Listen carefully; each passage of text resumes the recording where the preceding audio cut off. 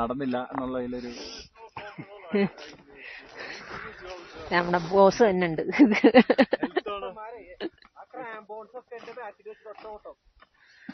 ഇപ്പൊ 5:55 6 മണിയാവുന്നു.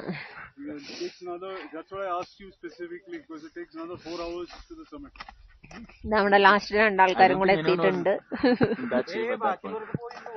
അതല്ല നമ്മള് 3 പേർക്കും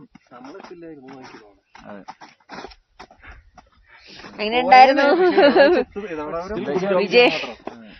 എങ്ങനെയുണ്ടായിരുന്നു? 2 ഇന്റർവ്യൂ കഴിഞ്ഞു. വളരെ നന്നായിരുന്നു. എക്സ്പീരിയൻസ് ആണ്. സ്നോയിൽ ഇതുവരെ ഫസ്റ്റ് ടൈം അല്ലേ സ്നോയില് നടക്കാനുള്ള ചില പോയിന്റിലൊക്കെ ഫസ്റ്റ് ടൈം ആണ് സ്നോ. പിന്നെ കുറെ കാലത്തിന് ശേഷം ഒരു ഹൈ ആൾട്ടിറ്റ്യൂഡ് അതെല്ലാം കൂടി ഒരു മിക്സ് ആൻഡ് മാച്ച്. ഞാൻ ആദ്യം കോൺഫിഡന്റ് ആയിരുന്നു പറ്റുമെന്ന്. പക്ഷെ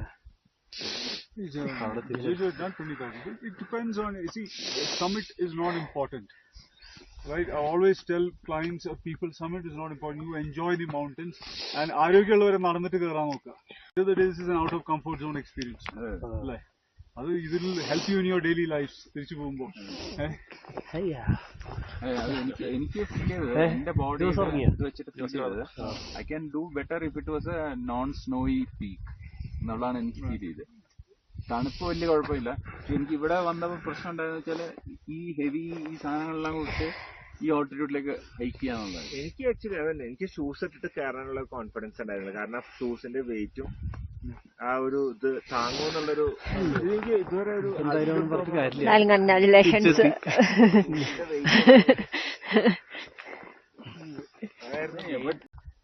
ഈ മൗണ്ടനെ കാനൻസ് പോലെ ഇല്ലേ?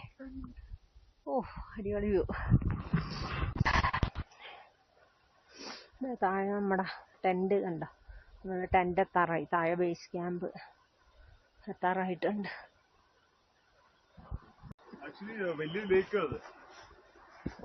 ഇപ്പൊ എന്താ വറ്റി പോയോ ഇങ്ങനെ? ആണോ? നമ്മള് ദൂരെ നോക്കുന്നോണ്ടാണോ ഇങ്ങനെ ചെറുതുമല്ല? ഇവിടെ വ്യാസമഹർഷി തപസ്സിരുന്നെന്ന് പറയുന്ന സ്ഥലമാണ്. ഇവിടെ കൊറേ വെള്ളപ്പൂക്കളുണ്ട്.